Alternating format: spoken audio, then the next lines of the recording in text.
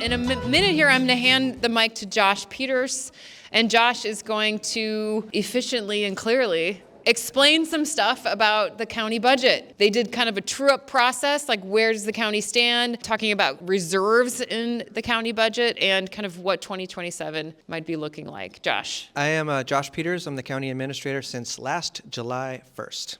So I've been tasked with presenting some of the drier material that you're going to receive today. I don't have quite perhaps the sense of humor in public speaking that Mayor Howard exhibited, but so bear with me as I just give you some plain facts, and then we'll quickly pivot to the engagement part that Commissioner Dudley Nolet and Maggie will lead you through. So I'm going to go over these things. Where are we at right now? What are we facing when we do our budget process for next year, which actually happens this year, of course. And then we're going to jump into the questions, discussion, input, ideas. This is really a high-level presentation. If you have detailed questions about the budget or anything like that, then my email address appears at the end. Happy to answer those later or send them to the right person in the organization. I also want to give credit, by the way, to most of this information was provided to me as a template to work from by our finance director, Judy Shepard, who I told she could have the day off so I'd be here on Saturday, but really she generated a lot of the information, and then I put some finishing touches on this morning. The financial picture. This just shows you the difference between the general fund and the rest of our funds when we talk about this. So our general fund is our budget basically is, and the general fund is around $30 million. It's a little bit less. So those are these bars here. This is revenue and this is expenditure. But we have other things going on. One of the biggest chunks of that is the road fund. So we have over 400 miles of county roads. That's everything outside of the city of Port Townsend municipal boundary, and also includes our trail system. You might have noticed we're building a new segment of the Larry Scott Trail to connect to Anderson Lake State Park. So the road fund has its own separate funding source. Another thing to think of would be solid waste. That's entirely in an enterprise fund, which means the general fund doesn't provide funding to our solid waste program. That's all based on fees and other ways of collecting money. So the general fund is more like our general services. So think of everything at the courthouse, like all those offices, the auditor, the treasurer, all of those offices and things are supported by the general fund, and other things which we'll get into in some detail here. So at the end of 2025, we had a balance there of $4.9 million, which, as you'll see, is lower than we'd like it to be, but actually was a little bit higher than we thought it was going to be, because a lot of budgeting is estimating, and then you find out what it actually was in the end. And of course, I'm looking over here at our treasurer, Stacy Preda, so if I say anything that's not quite the way you would explain it, raise your hand, because Stacy's been doing this a lot longer than I have at this level with this information. So we did a true-up process, which takes the whole month of January essentially, and a little bit more perhaps, to figure out really when the dust clears, where did we leave off? So we had some good news that our fund was a little bit higher than we thought it was going to be. This means here that during the year 2025, the budget that had been adopted in 2024 was changed through these appropriations processes when there's quarterly appropriations or sometimes emergency appropriations, and it turns out we didn't spend as much as we had appropriated. So that's why because we sort of signaled to our county staff and our departments that, yeah, we've got some budget issues. Let's kind of slow down on the spending if we don't have to, and they responded by doing that. So I wanted to point that out. But what the bad news, I guess, is that we spent $3 million more than we should if you wanted to go exactly a balanced budget, like you bring in exactly the amount that you're going to spend, and we deficit spent to the tune of $3 million in the year 2025, which partly is why we got down to 4.9 when we had started, $3 million higher than that, really. So we tightened things up in our budget process last year. But that still means that we're spending over $1 million than we're bringing in or estimating to bring in the year 2026. So we can't continue to keep deficit spending, clearly, just like you couldn't in your own household. But temporarily, though, we're sort of borrowing time to be able to address some fundamental issues in our budgeting process. So just want to be clear that we're already deficit spending. So anytime we appropriate more monies this year, unless we're bringing in other revenue together with that, we're further deficit spending. And so it sounds great. Yeah, great. Tighten your belt. Wonderful. But of course, that has real impacts, both to county departments and offices in terms of their work experience, people nervous about their own employment situation, or fewer people in a small office means that someone's sick, that has a bigger impact than before, or someone chooses to leave, that has a bigger impact. But it also has impact to community services. I mean, we don't have quite as much capacity to serve people in whatever office that is. So we're already experiencing that. And then the message is, of course, that we need to think about tightening our belts even more this year, which can be really disconcerting or frustrating, both internally and, of course, we understand outside as well. So you might have seen these big charts. If you want to take a closer look at this image, there's a chart over there, a couple doors down at this point where the county station is.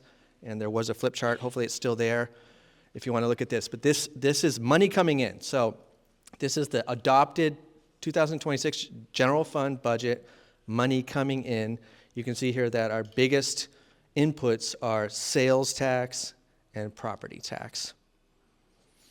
And there's some other, I'll explain briefly these other ones. Payment in lieu of taxes is money we get from the federal government in lieu of taxes because we have so much federal land here in Jefferson County. And let's see, interest earnings. Stacy helps take our money and invest it in the local government investment pool. And so we depend a lot on those interests. But when those interest rates fluctuate, that makes a big difference on how much money is actually coming in. Like, we estimate what we think it's going to be, but if the interest rate on earnings drops because of economic conditions on the macro scale, then that has a big impact on a small government like ours. This is a picture of the money going out, salaries and wages plus benefits. So you think of this as our labor force. It's our biggest asset and our biggest expense as well. So it paints a picture there. Professional services like contracts where we do with other people. Internal services, that's money that goes from the general fund towards supporting the organization, all the things that we have to do from facilities standpoint, et cetera, computers and all of those things.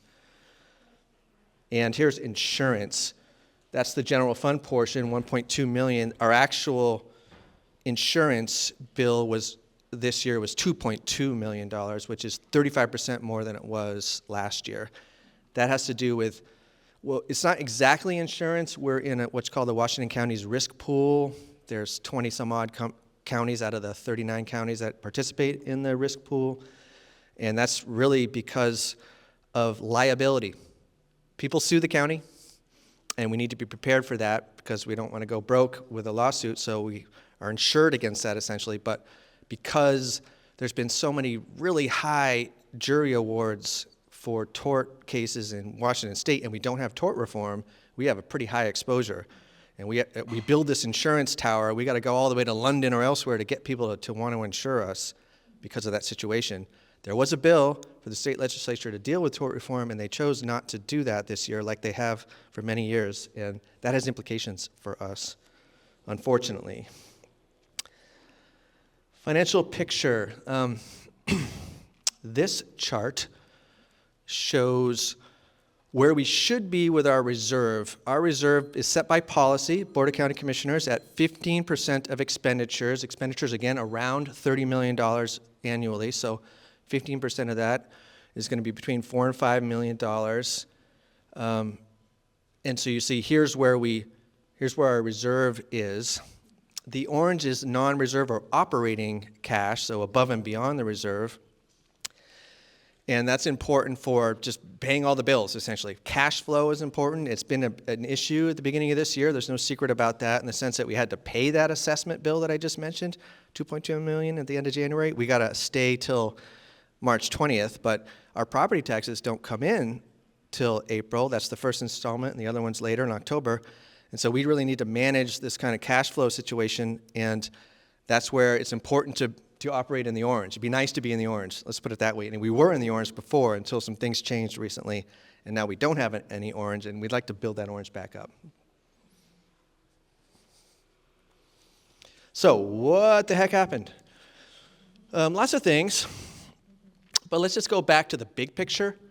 Washington State, there was a referendum many years ago about capping property taxes. Totally makes sense. People own property. They don't want to see escalating property taxes just sort of willy-nilly and unexpectedly affecting their budgets. So just like in other states like California, people said, we want to cap property taxes.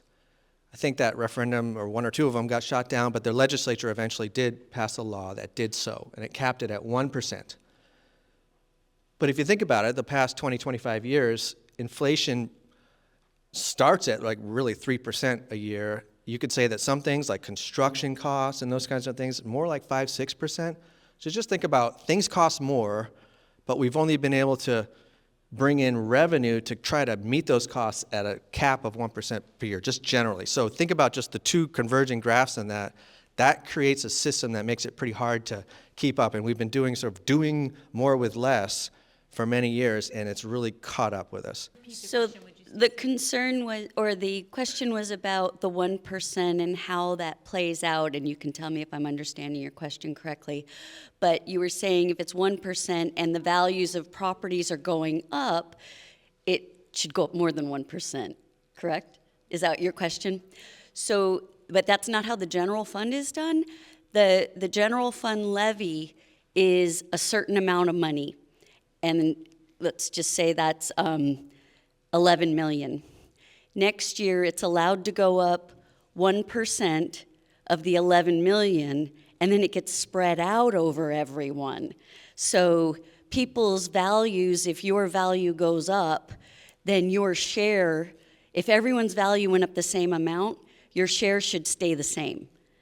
It doesn't, because some properties go up higher in value, some don't, or we also have a senior program, senior exemption program, which is also going to be really tough this year because the exemption levels going from like 55,000 to 71,000, which is good for seniors for tax relief, but it does mean that share is going to shift to everyone else that still pays property taxes. So I hope I can say just on the 1% cap, the amount we collect just gets spread over everyone. The amount we totally collect doesn't go up more than 1% if property values go up higher. We get 1% plus new construction, and it's the new construction that helps. I'm sorry? So if the general fund levy is $11 million right now, let's just say, it would go up 1% of $11 million, and it doesn't matter what the property values are in the area, you just get allocated your share. Yes? As property values increase, like the general fund levy as a percentage of the property tax is going down? Yes. Okay. So as, even though 100% gain in property values in 5 years or whatever, like they're not, the taxes are not, the revenue is not reflecting. And I should also say it doesn't feel like that when you get your tax bill, because other levies have been going up higher. So like years ago, the general fund might have been 17% of your tax bill, and now it's 11% because we have school taxes going up, we have the Port Industrial Development District, we have all these other levies, and so the general fund share, it only can go up the 1% plus a share for new construction. And if you actually look on your tax bills year to year, you'll see how much actually went to the general fund. But there's a whole bunch of calculations in between of the budget. I should actually have Laura Lee doing this, but and it's a good question because it is the number one question about how does the property taxes match the amount we're collecting. Yes? Sorry, is that like standard across the state that it's like a cap? It is. Rather than a percentage? Right, and so you'll hear things about a levy lid lift, and that would be if you vote to have a higher percentage occur, but under existing law, it's just you get the 1% more, and then it's spread out over all of the taxpayers based on their values. It is complicated stuff. The point I was trying to make is that this policy got into place some 25 years ago. I don't remember the exact date the legislature made that law, and it's catching up to us. Labor costs are more as well. We did enter into new collective bargaining agreements at the county about 3 years ago. We needed to do that because we were not competitive with our neighbors, other counties, other employers, and we needed to raise the rates at which we were paying our employees, both to get new ones and to retain the ones that we have. We were losing staff to our friends at the city of Port Townsend, or the Port of Port Townsend, or Kitsap County, or Bainbridge Island, or what have you. And so we did that. We're still not higher than anybody else. We're still a fairly small county government, but nonetheless, that did have costs associated with that.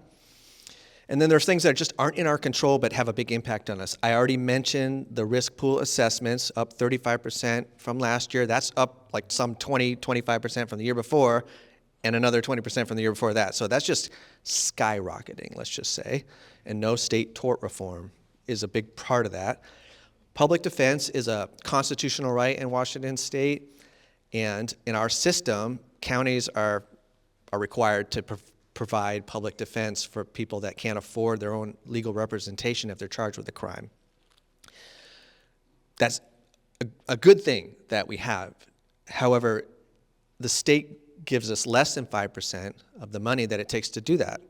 And the state Supreme Court passed new caseload standards last year, which again also sound good because it means that defense attorneys won't be overloaded with cases. You've probably seen in movies and stuff where someone's got 100 cases and they can't really truly represent each client.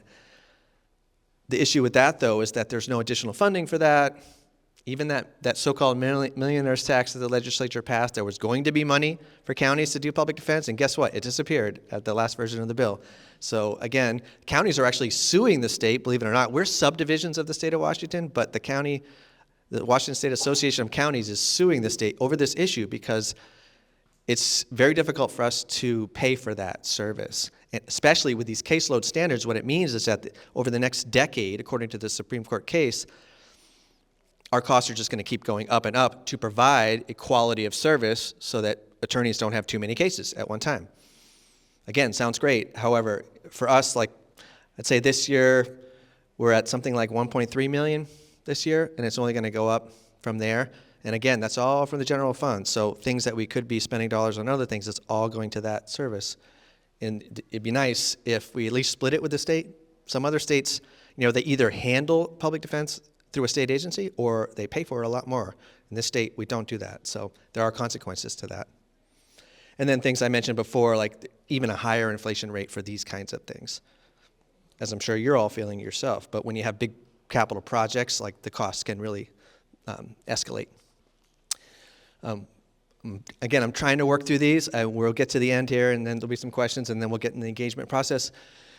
So the 26 budget was adopted in December of last year. Includes, actually I left off an S, sorry about that. Approximately 12% expenditure reduction across the general fund. So we asked all of our general fund departments to cut from their budget asks. And generally, over the whole general fund of those departments, it was roughly 12%. Could be different for each one, but there were big impacts on especially our small offices, assessor, auditor, treasurer, county clerk's office, juvenile court, those kinds of things, juvenile services. It's a big ask for them, and we put in a hiring freeze, so I have to sign an exemption form every time somebody wants to hire someone now at the county, ever since late last summer.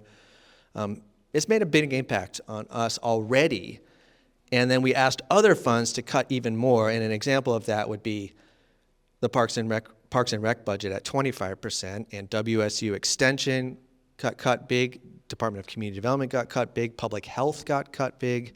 Everybody was getting a share of that pain, if you will, and those special funds that, some of the bigger funds that aren't mandatory, and Heather's going to talk more about that, we're asked to cut even more. So we've already started the cutting process, and this year we're looking at it again. I mean, things could change. The revenue is part of that picture too, right? But I showed you that deficit that we still are working with, so we need to cut that at least $1 million, and ideally more, out of the budget this year, unless there are other revenue sources. So what have we already done? Here's just some figures that just kind of represent what we've already done. So reductions in reliance on one-time revenues and discretionary spending. In 24 and 25, recurring revenue is basically more easily estimatable revenue, average 96 versus one-time or special revenues that we bring in through maybe a congressional appropriation or grant funding or other things at 96%. So now it's more like 99%. And this is the most important one. 24 and 25, non-discretionary expenditure averaged 84% of the general fund budget, meaning 16% was more discretionary or one-time spending. And then for this budget we adopted, we went up to 92%. So this is sort of representing how much discretionary expenditure we've already cut. Because people say, well, why can't you just trim the fat somewhere else and then you'll have more money magically? Well, we have been doing that process, and this reflects it in the numbers. And we're getting kind of so lean, if you will, on some of those offices, especially the smaller ones, that you can't really cut any more there. Yeah? No, it's not the same, but thank you for the question. The question is, how do we find discretionary and non-discretionary versus mandatory versus non-mandatory, which is another part of the discussion? I would say this is more like when you're budgeting, a non-discretionary expense would be your labor costs based on your staffing. So that's, you've got that many people, and unless you're going to let people go, those are expenditures that you have to pay because you have a contractual obligation. You're paying your people, and there's some other things like that you have to put as part of your budget. Yeah, like an apartment's going to be charged for expenses from the internal services, their upkeep, their facilities, their computers and stuff. That's all.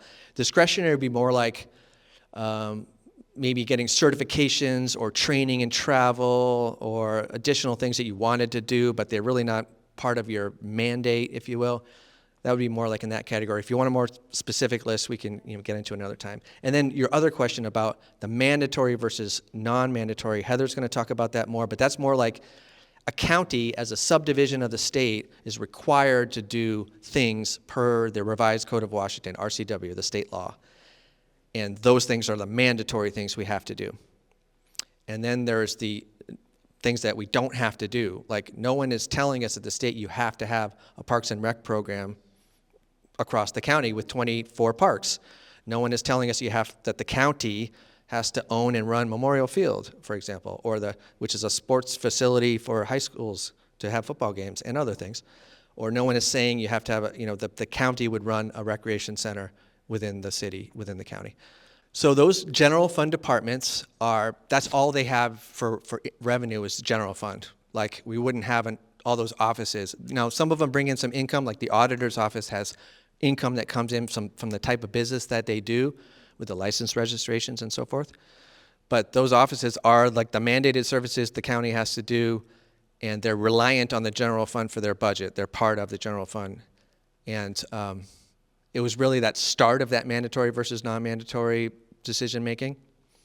And then those other special revenue funds aren't mandatory, or some of them have a combination of their own revenues as well. So other funds that are non-mandatory and weren't part of those mandated services that you find really at the courthouse were asked to cut a little bit more. So examples, I think I gave some examples, but Parks and Rec, some of the public health services that didn't have outside funding already, DCD's general fund transfer. Now they have other revenues and so forth, but they were cut back probably about in half almost, DCD, for their general fund transfer. So now Department of Community Development. So we lost, for example, our code compliance coordinator, our building official left. We didn't refill that position. The fire marshal position is now vested in our DC director, Jeremy, over there. Raise your hand, yeah! And there are other positions that we just didn't refill. WSU Extension got cut, a good 25, maybe 30% there. Unfortunately, I don't say that gleefully, I say that with a heavy heart, but that's what happened because that's the position we were in. Emergency management wanted more training and so forth, and because that's a discretionary thing, we didn't fulfill that request in the budget process. So what's going to happen this year, we think? We are projecting with the adopted budget to end the year with a general fund balance of $3.85 million. Just a reminder that the 15% of expenditures would have us at $4.3 million, so we're still shy of our adopted reserve target by resolution of the Board of County Commissioners. So essentially we're continuing to use the reserve to operate the fund, The state auditor's office recommends that governments maintain at least 60 days of operating cash for financial health. So every year we get an audit, which we pay for, by the way, which I just found out, sort of like, wait a minute, we pay to get audited? Okay, but we do. We're not in charge of how much they charge us either, and that seems to be going up. But anyway, so they come in, they invade the courthouse, they hang out for weeks, it seems, and they look under every book and what have you. And we got great marks, like we've been getting good marks.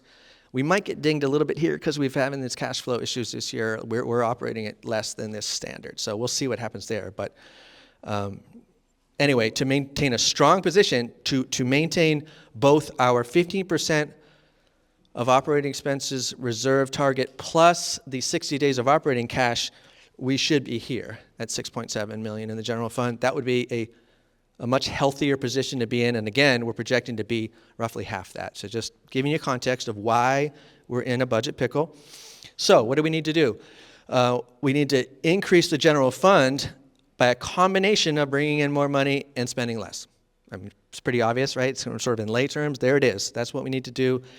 Part of that is we're getting into a deeper dive on categorizing state-mandated and non-mandated services, like not just generally Parks and Rec is not mandated, but like in other funds or other departments and offices, like going more like budget line by budget line, like what are you doing in that office that's mandated versus things that we like doing but aren't mandated necessarily, and we might have to look at those. So we are doing that exercise. It's kind of like pulling teeth, I have to admit. Like we made this big ask of the departments and offices when they're already busy with other stuff. Remember, we're already operating at under what I would say is ideal staff level capacity. We're already doing that. So, but people understand why we're doing it. It's part of the process. That's going to be part of the budget transparency that we're working on this year. We have to negotiate our new CBAs this year too. So that's going to be an interesting exercise because usually what do unions want when they come to the table? They want more money for their members in terms of wages and other benefits. So it's going to be interesting because our starting position is going to be, hey, we gave you a pretty good deal last time. We're in trouble now. What do you want to talk about? But again, that's a whole process. It's a whole negotiating process, which is going to let this year, because those agreements expire this year, the end of the year. Here's the process for those who are interested and want to participate. Like now, at the beginning of the year, essentially through June, we're doing a more detailed sort of long-term fiscal planning exercise, looking out, projecting over a few years here, talking about scenarios, doing that mandated services exercise. This is the typical budget process, which of course we're going to do as well. Adoption of budget goals, that goes to the board for consideration and adoption. Then the auditor's budget call, all the departments put in their requests for the next year. We do the preliminary analysis. What does that mean? Last year, what happened is we got all these requests from the departments. They all came to present to the board. They had compelling arguments for asking for the money they wanted. And it turns out if we added all that money up, there's no possible way we could have granted all that money because then we'd be broke. We'd actually be literally out of money. And we didn't do that. That's when we started cutting. In fact, the message was more like, it's not only is it you have to stick with what you had last year, but we have to start cutting. And then, so that happens. And then in this time frame here, we have workshops with the board, adjustments as needed, and then a public hearing and the Board of County Commissioners adoption at the end of the year. And that is it for this part of the presentation. Thank you, Josh, so much.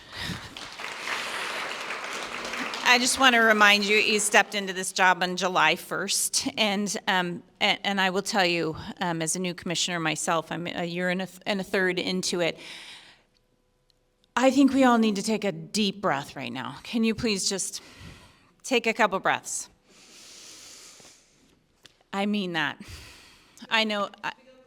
Yeah, we can go cold plunge. Yeah, exactly. This feels like a lot, and I feel like we're feeling all of this in our own personal lives on top of what you just heard.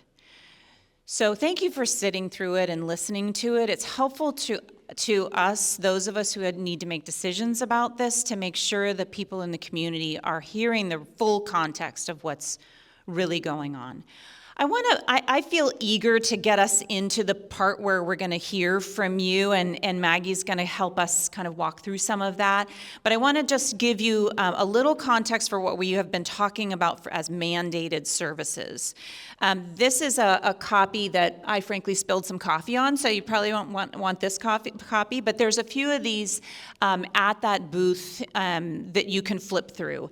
And this was something that our communications person, Liz Anderson, who's fantastic at this work, helped us to put together into context, because our commissioners, as we were starting to look at the budget for this year and realizing, okay, what was passed last time had us deficit spending, we have to deficit spend a little bit more this year to kind of get stabilized, but at what point are we going to get to rebuilding, right? The first thing we needed to understand was, what do we have to do?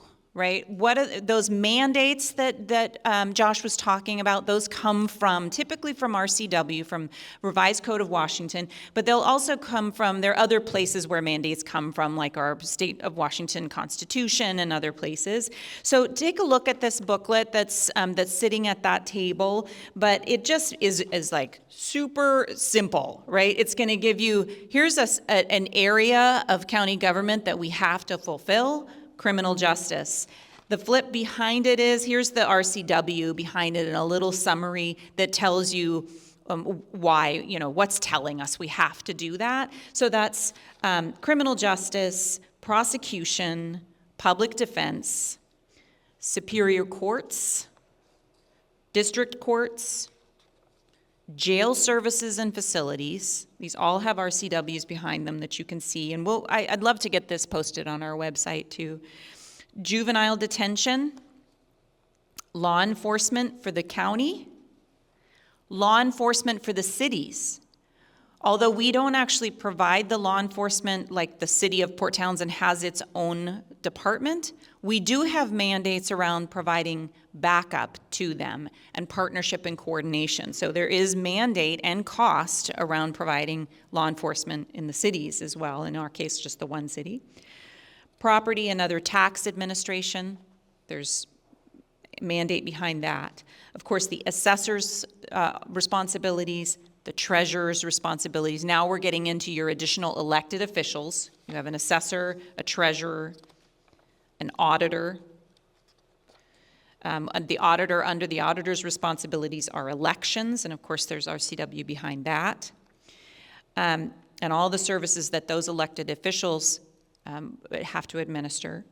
We have public health, roads, land use, which of course is very much guided in Washington State by the Growth Management Act. And so those are all the mandated things. As Commissioner Eisenhower was looking through this flip book earlier, she said, this is all the not fun stuff. Like, where's all the fun stuff, right? And of course, she was being somewhat facetious there. We know that there's some these are really important, wonderful things that are provided that we absolutely need and rely on and give us structure in our communities and allow us to have the things that we need.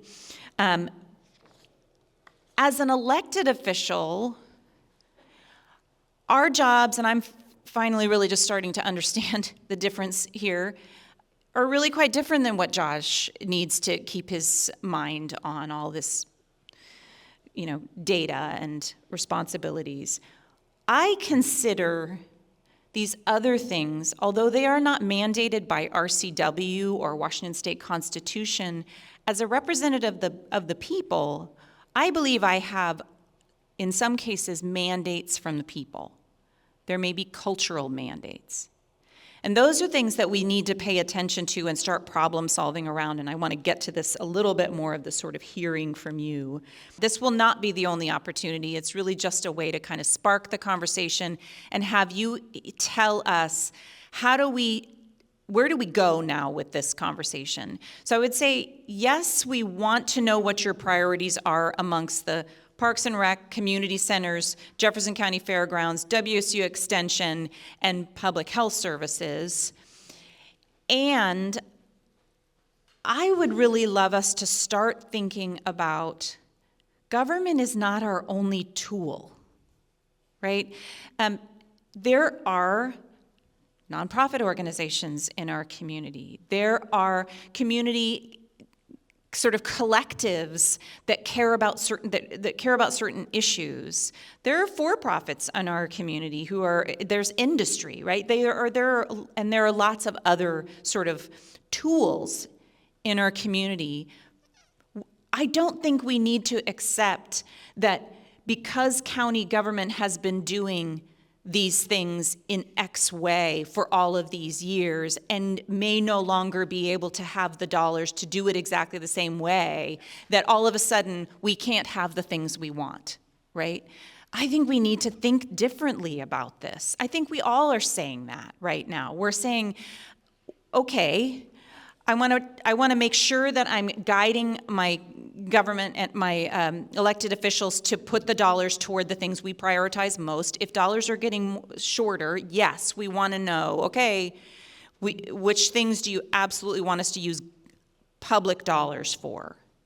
And then I want us to start thinking together about how we get all the other things done, maybe leveraging county government, city government, and other public resources. Let me explain how this might work. So this is the inquiry. So of these 4 items, if everything had to stop and then we got a little bit to bring back, what would we bring back and why? When COVID made public schooling impossible, they asked this question. They said, everything has to stop. What's the most important thing? And kids wanted to learn from a teacher they knew, which is why they couldn't learn on YouTube, right? That was the most important essence of public education in that moment. Okay, was do no harm and learn from somebody you know. And so this was like a big reckoning for people. Similar idea here. If everything kind of went away except for the services that had to be covered, what feels more important to you? You're not married to the one you picked today, but it's going to help us start to get a sense of what feels most important and what's coming out of this group, okay? So that's the invitation, and I'm gonna ask you to think about it, and then I'm gonna ask you to find that small group of people around you and start chatting with the folks around you and start explaining your thinking. And then we're gonna hear from you, okay? I wanna give you a chance to prime your thinking with each other, and then we'll hear from you as a group, okay? Our public health colleagues aren't here today, but during the budget process last year, there was supplemental funding for the foot care program. There's some revenue that comes in that from fees, but then people that can't afford to pay for the services, they actually go out and provide those services to people who have mobility problems or just aging in place. And there was fresh water quality monitoring, like picture at lakes and ponds where there might be an algae bloom that would be threatening to either like your pet or a person, and so we do that. We have funding to do saltwater monitoring through an assessment, but not freshwater monitoring. Thank you. And sexual and reproductive health. School-based health centers are also not mandated. Sexual and reproductive health are not mandated. I will tell you a hopeful thing in our community. Also, a fund has been set up by our community for public health to go toward these kinds of programs if an individual in the community cannot pay for it themselves. So there's already some problem solving happening in the community around this. Shelley? This is part 1. Do the best you can. We're just trying to find your values. We're trying to get a sense of shared values because we can't do everybody's personal position, but we can cover lots of shared values, okay? So turn and talk. Do your best to answer this question, even if you hate it, and we'll come back together. Thank you. Let me just reflect. I didn't get to hear all of you, and we will. This is just the beginning. I promise you that. This is just the beginning, right? We're committed to really having this conversation long term. But one of the things I was hearing over kind of in this side of the room was, I can't answer this question. This is awful to have, and not only is it awful, maybe I'm putting that on because I know that's how we feel when we're up on the dais and somebody is saying, well, here's the dollars, cut something. The I can't answer this question is not just a cop-out. It is, I also heard, we can have nice things. I think I'm just parroting Katie Goodman the whole time, but I think that's where we need to go, right? We have to acknowledge, stop vilifying each other and acknowledge that this is a really tough conundrum.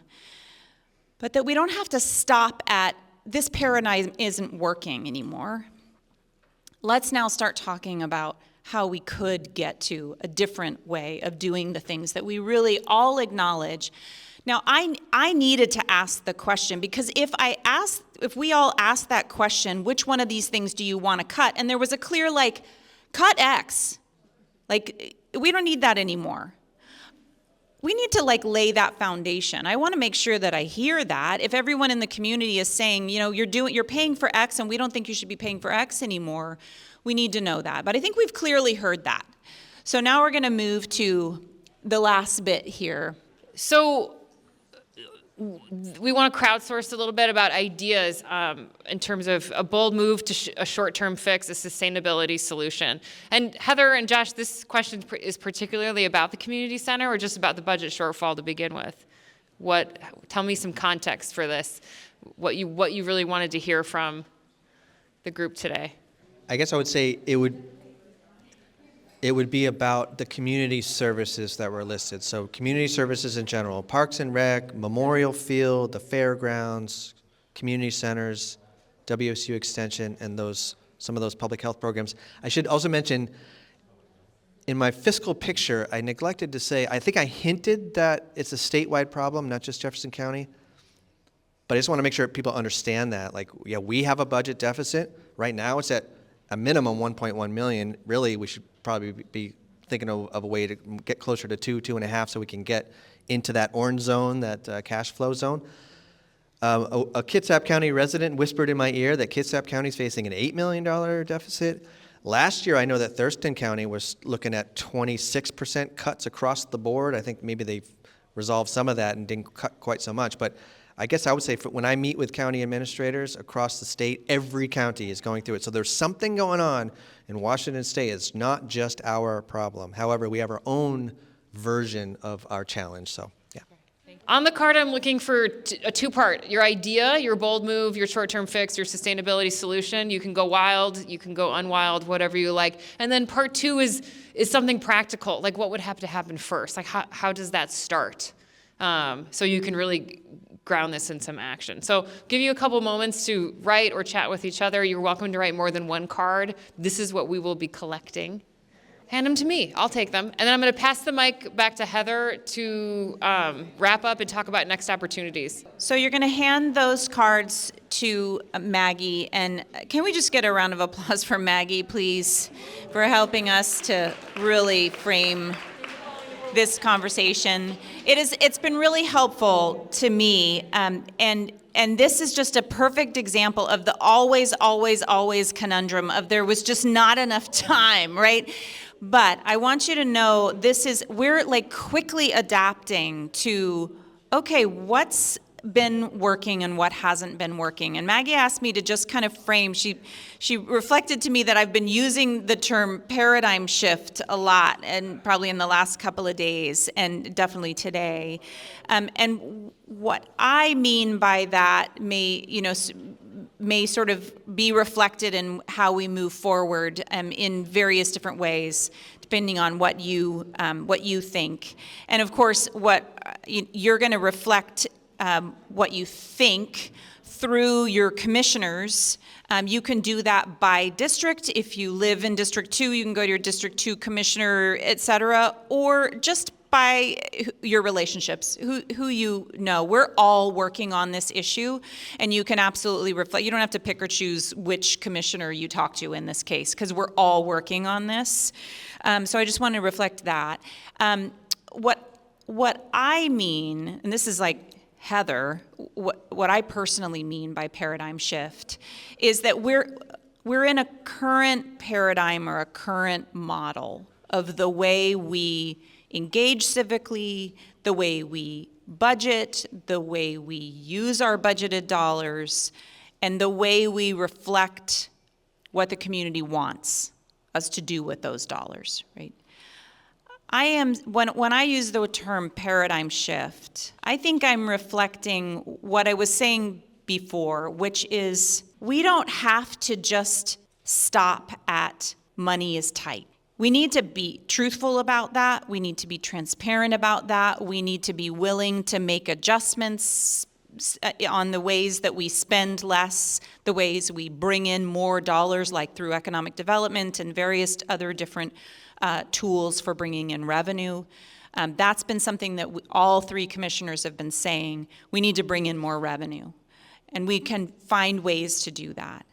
But part of this the paradigm shift that we're really talking about is how do we partner more deeply in the community to actually create new ways of getting what this community wants. And that goes way beyond what your local government can do for you. Your local government should be at the table, and maybe we're just going into my opinion land here, but your local government can be at the table, but we can do so much more with all of us at the table. So that's what I mean by paradigm shift. I'll stay and we can talk all night about that if you want. I want to wrap up with just a couple of things. One was, who asked me this? Oh, that was you. There you are.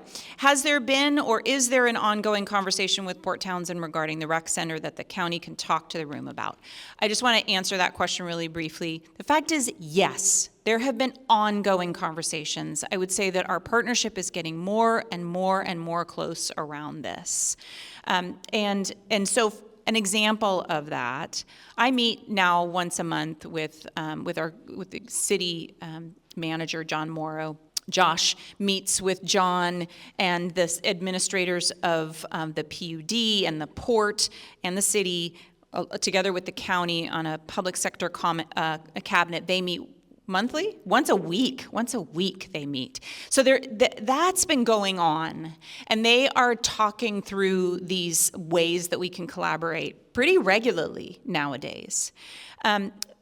And another example is that right after the Board of County Commissioners meeting on this last Monday, and this is a bit more on me than it is on the other two commissioners because we're talking about something really specific that is deeply impacting in District 1 specifically right now, but it's also, I know, a conversation that our other two commissioners are having because Parks and Rec goes all throughout our county, right? We're not talking about just you've seen today, we're not talking about just one rec center here.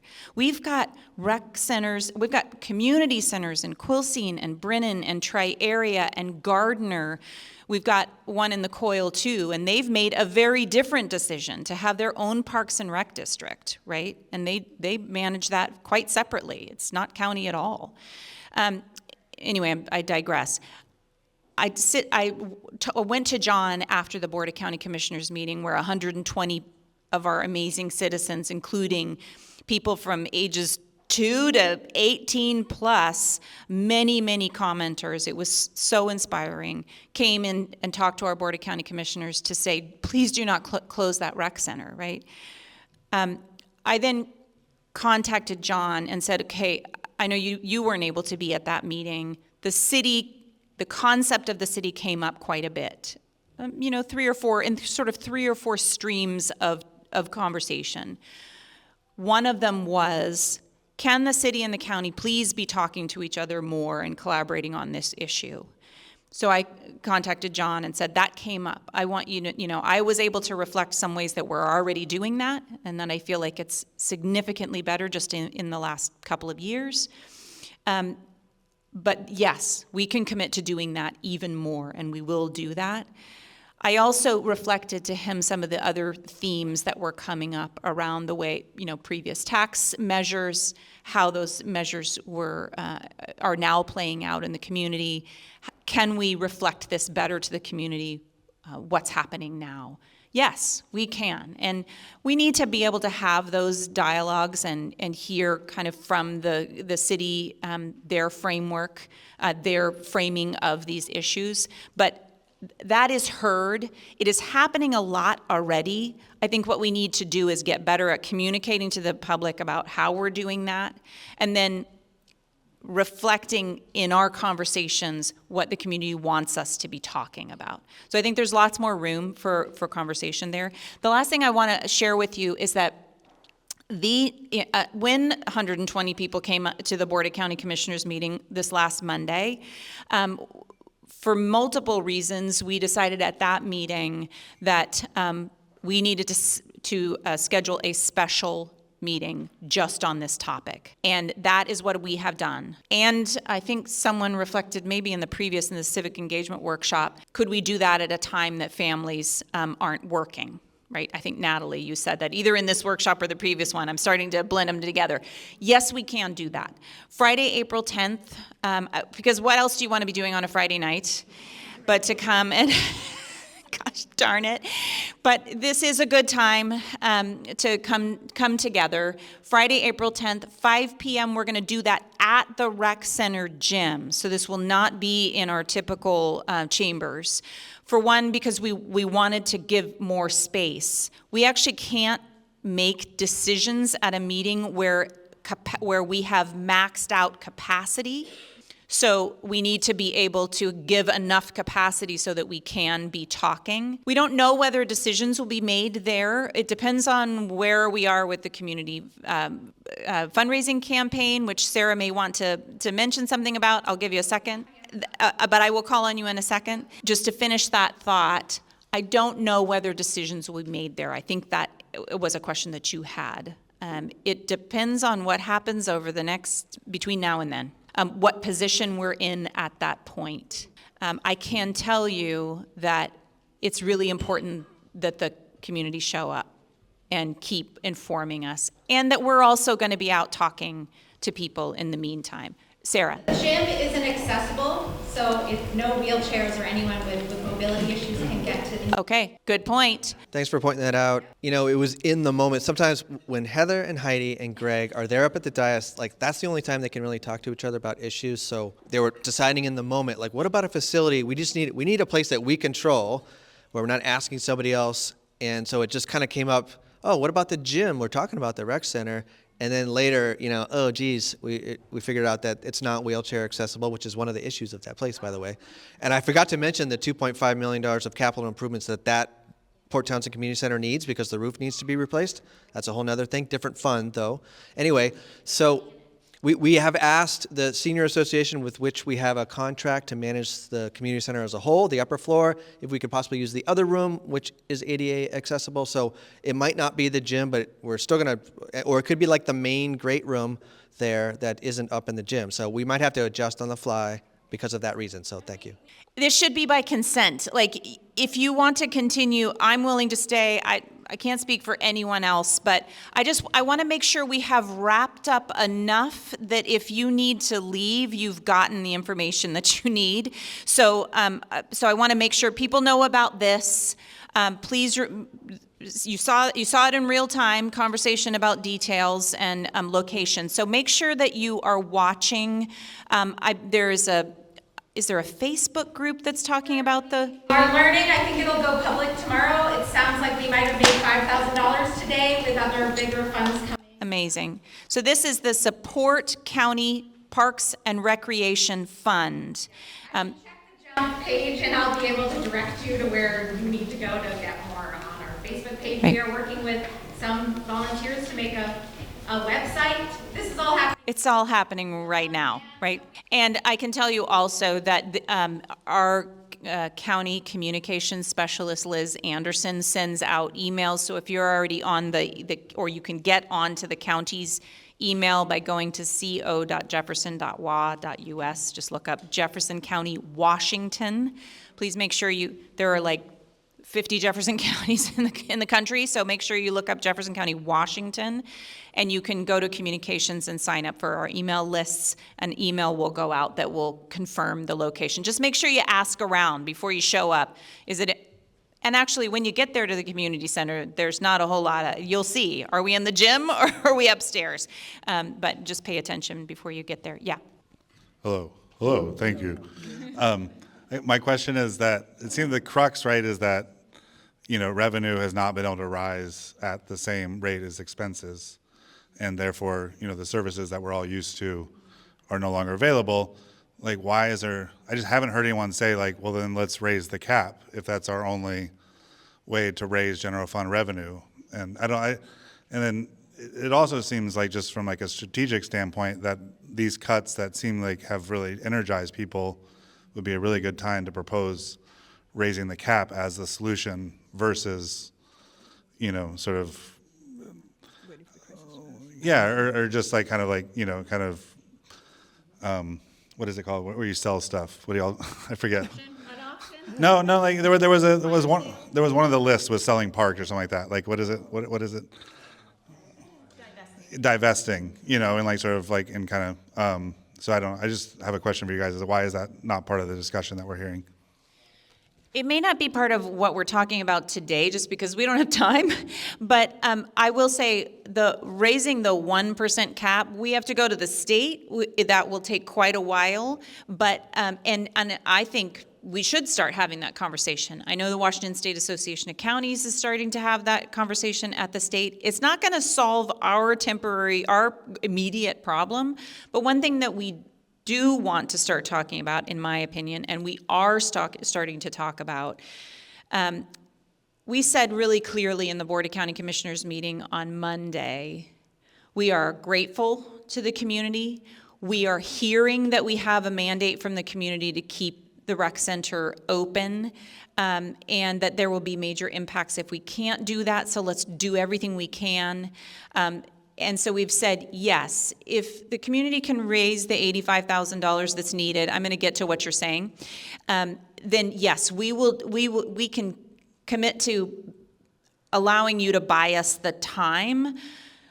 But what we need to do as elected officials and as staff is we have to stay focused on the long-term solution, right? We need to be thinking about like what you're talking about, right? At the state level, we could say, yeah, let's talk about raising the 1% cap. That's one tool. But there are lots of other tools locally, like current expense levy lid lifts, like parks and rec districts. Those kinds of taxing tools, we could talk about that. I'm hearing over here, and I'm just going to reflect because I hear it a lot in the community, we need to have a bigger economic development conversation, right? We have an economic development director here in the room who's working hard to help us change those paradigms. That needs to be part of the conversation, and all kinds of other revenue. So that is honestly where we need to keep our attention, is more on those sort of long-term stabilizing the system, looking down the line, and creating a more sustainable tools, right? That's where we need to focus. I just want to put an end to and make sure there's lots of space for anyone who needs to leave at this point. But I'm just going to keep going. I just don't want anyone to feel like they're trapped in this room, right? So please, no worries if you need to leave. But I'm just going to keep passing the mic if we need to. I'm going to go to Andrew and then to Rafina. For those who don't know me, I'm Andrew Schwartz. I hate microphones, so I'm just going to talk loudly. I'm a District 3 planning commissioner. And one of the things I want to make sure everybody in the community is aware of is that the comprehensive plan is being updated right now. A quick show of hands, how many of you know that? I also would like a quick show of hands. How many people are here? All right, so yeah, someone over there. I just want to emphasize we are one county, and I want to encourage everybody in this room to tell all the people you know, show up. Mm-hmm. Come to planning commission meetings. The comprehensive plan right now is a 20-year plus plan that should reflect what we want us to look like as a community 20 years from now. My opinion, my view, as I've been engaged as a planning commissioner, 20 years ago they wrote this. It hasn't necessarily been used as a tool, in my opinion. Every person in this room, every person you know, can have input and play a role in what we decide we want this county to be. And to Josh's point, we're not alone. Mm-hmm, this is everywhere right now. So voices are what make a difference. So get engaged and tell other people, please. Thank you so much for all of the presentation. I am curious about process because it sounds sort of open-ended for this meeting, but I heard from staff that if you want to get the ballot together for August, for the levy lid lift, then you must have approval to get to the ballot, which is like an extra $65,000 or something just to put it on the ballot this go around. So you're increasing a little bit of expense. And I just want to know, how do you get to do your scenario planning, right? right? Because you can't talk to each other, and you don't know if you're going to have a vote until all the factors are there.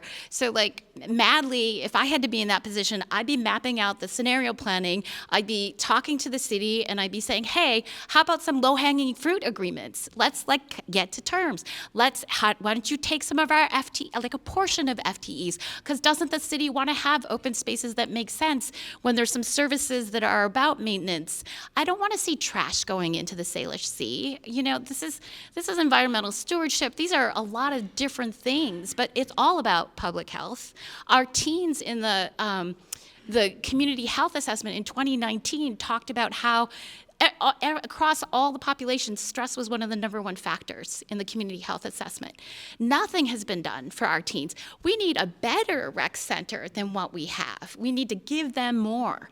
So, you know, I think it's time to, yes, pivot in this crisis, but let's have nice things. There was a lot there. Let me try to get to the first thing that you said was about process. So I want to clarify and distinguish between a couple things there. So the $85,000 that Heather mentioned is what Parks and Rec told us during the budget process last year that it costs to operate happening, and that's what the emphasis on that April 10th meeting is about, some choices around budget. Since at the time, and I think this is a longer explanation really, that about the start of that fund. Really glad that it got started, but it got off to maybe a slower start than we had thought it would for a lot of reasons we won't get into perhaps. But now that it started, we bought ourselves some time. So Public Works was just coming to the board saying, remember those budget scenarios that we gave you last year? Now it's time to face the music here, because otherwise we're spending more than we've been budgeted for. And so they were just doing their jobs, like showing us what it meant and the different scenarios. And so the board decided we're going to defer that decision. We're going to have this meeting on April 10th, and maybe we'll be at a decision point then. Maybe we won't. We'll have to see what it goes. Meanwhile, we're working on all kinds of other conversations around that community center and other ways to try to address this problem. That's like the 2026 problem, unrelated to deadlines around ballot measures. So the ballot measure will have nothing to do with the quantity that you said, or nothing to do with 2026.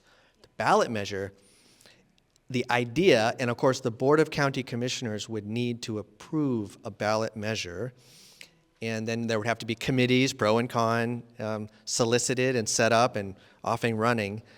And there's a ballot, there's an election in August, that's a primary, and an election in November, the big one, the midterm elections.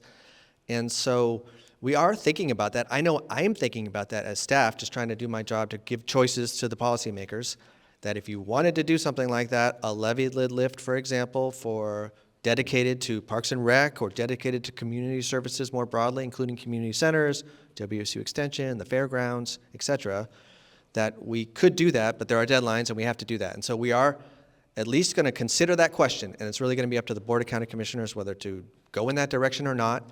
There's also a conversation happening with the city. It's really an extension of a conversation that started back, I want to say 12 to 15 years ago, when the Great Recession hit and the county started closing parks and changing models of how we manage parks and all of that stuff. And the rec center was one of the things that was discussed at the time, was that there was a proposition for sales tax that would cover some of those expenses, and still does for us. And there was an agreement with the city for 4 years where the city did contribute to running the Port Townsend Rec Center. And then that 4 years went by, and the sort of ultimate solution wasn't reached. There was a lot of discussion in those days. There was an exploratory regional parks committee process, and it talked about things, all the different tools, like a Parks and Rec district or an MPD, a municipal parks district, or just other things. And then there was the swimming pool aspect of it that kind of got in. That was like the big elephant in the room at the time. This was like, again, that version of that conversation. And basically no ballot measure was ever created from that movement. That agreement expired, and now we're sort of, now we're where we're at because of all the reasons I listed in that presentation. But anyway, so we're back to that discussion as well. Like I know that Port Townsend, I don't want to speak for Port Townsend, I know there's some city staff here, but I will say that what I've heard is that there's interest in just continuing to talk about some model that would be more like a Parks and Rec district, where instead of having city parks department that does stuff like Chetzemoka Park and what have you, and a county parks department that does our own 24 parks, including parks in the city, like North Beach and Courthouse Park and Memorial Field and the rec center with that playground there, that we would join forces and have some economy of scale, and it would be its own district that would have its own governance and its own revenue raising capability. That's one possibility that still could result. But meanwhile, we've got kind of a more pressing matter at the county level that I described in that presentation where we need to make some decisions, and that could be that we would seek a levy lift specific to those services, and then talk about exactly what taxpayers would be getting for that money and just allocate that money that way. That would help relieve some of the pressure on the general fund, which is now in trouble, which is why we're even talking about, which was why we've made cuts and even talking about some more cuts if we need to. So then there'd be a choice, and the voters could say yes or no. If they say yes, great. If they say no, well, then those cuts are really going to come to fruition starting next year. Thank you for that clarity. And just to kind of wrap that up, August is just the first opportunity to put something on a ballot. We could say we're not ready at that point, and let's look at November, or let's look at the following. We don't have to hit August. It's just that it's the next one coming up, so we need to be thinking about it really deeply. Exactly. Or cutting expenses. Yeah. Where else do we want to go with this? Pete has a comment. Thank you, Daniel. Yeah. Myself, as a child of Port Townsend and a user of the rec center as a child, I want to express gratitude to the energy that Heather Dudley Nolat brought to this meeting.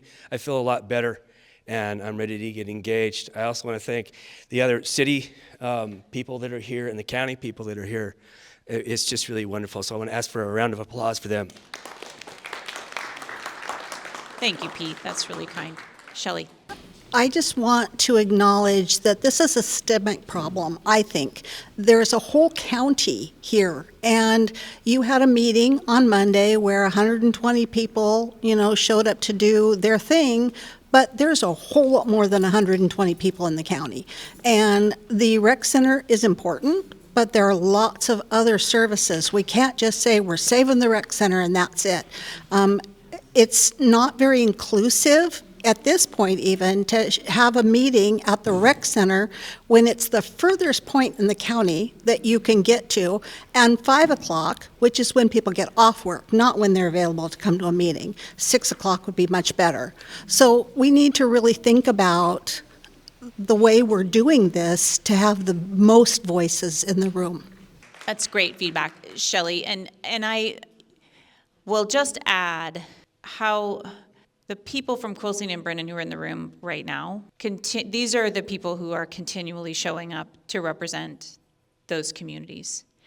And I will also tell you that when we often offer, when we offer opportunities to meet down in Quilcene and Brennan, those communities show up. They show up in force, and they are representing fully. And that is not a small part because of the people in the room right here who are galvanizing the voices of those communities. So I just want to say thank you so much to you all. I hear you, and I know that sort of like gets perceived across the county sometimes as like a rivalry or a like, what about us? But the fact is, what I think I often hear you all saying is this is about recognizing the whole county. And I think that's exactly what Josh was trying to do, was to characterize. We know we have this really in-the-moment conversation right now about the Port Townsend Community Center and about Parks and Rec, which are all across the county. Recreation serves all across the county, not just at this rec center. We're talking about the whole rec program. We're talking about the 23 parks across the county. We're talking about our fairgrounds, which is based in District 1, but serves and really brings in our ag population from all across the county, right? So it was really important, even though it's really hard to sit in these meetings to just hear a bunch of information, and we were really reticent to just like put a bunch of information in front of you. It was exactly because of what Shelley is saying. We need to contextualize that, yes, this is a really in-the-moment conversation that we're having, but it needs to be seen in the perspective of this whole budget that we're dealing with. I want to give the mic to Shelley Levins, who is the Communications and Marketing Director from the City of Port Townsend. I think that title is close. Yes. Hi. Yeah, thank you. A lot of gratitude for this. One of the things I want to share is that information is power, right? And we got your press release that you sent out around some of these numbers, 85,000, the 250,000. So much gratitude for sharing that information really transparently, having this very transparent, open, and honest conversation with all of us about where these gaps are, and being willing to have this, like, what you're in really tough positions, right? So that I just really admire, and that this information, in the way that it can continue to flow, the better, how we can all share it with each other on all the different channels that we're in, so we can keep the information, the actual information flowing, help us to, if folks have different information that might be misinformation, helping to share the press release or the real information coming from the county with each other. I think then my question to follow that would be, when we see the other categories of discretionary spending, which included the fairgrounds, public health, different aspects of public health, and our WSU extension, wondering, with the same kind of curiosity I have about the rec center, and that now we know the numbers associated with the rec center, when the county might share those numbers associated with those other kinds of programs, things like the fairground and the extension, and when we're going to know what those gaps are and how we can have the same kind of attention to those other areas of the discretionary budget. I will say, because someone else asked me this question too about where can I get more details on the budget, and the budget process had all those details, like when the commissioners made the budget decision in December, in our Laserfiche folders, which are publicly accessible through our website. You can get lots of information there. The auditor's page is a good place to start with what's the adopted 26 budget, which has the numbers on those things. Right now, it's a $100,000 contribution to, the fairgrounds. We own the fairgrounds property and have capital improvement responsibilities, but again, the capital fund is different. But the operating fund, we give $100,000 to the Fair Association to run, and they're trying to look for revenue generating, because we're not going to be able to maybe support it at that level. Community centers as a whole, this is going to be really rough, but I'm thinking like in the 300 to 350 range for community centers across our, and then in Port Townsend. Port Townsend, I didn't really mention this before, but there's, we need to fix that roof, which has a foundational element to it. It's at least $2.5 million to fix that. So when we said to the city, hey, do you want that Port Townsend Community Center? It's in Port Townsend. The city, exactly. The city said, well, does it come with a fixed roof? But we have ways of finding the money to fix the roof and all that, but it is a factor. It's an older facility. Anyway, and then the other question, WSU. Owen's here, he probably has the numbers, but we asked WSU to cut quite a bit out of their budget. I know, and it was hard for them. I want to say it's in the 300 range of something like that. And again, WSU is they're sponsored by the university, Washington State University, but they cut as well, didn't they? So they cut and then expected the county to backfill that. And we said, we're even a worse place. We don't know where you are, but we're not in a good place, so we couldn't do that. And so they asked for a lot more than we were able to give them. So we would like to be able to fully fund WSU, and that's why I included them in that list of things to think about. Was there anything else on that list?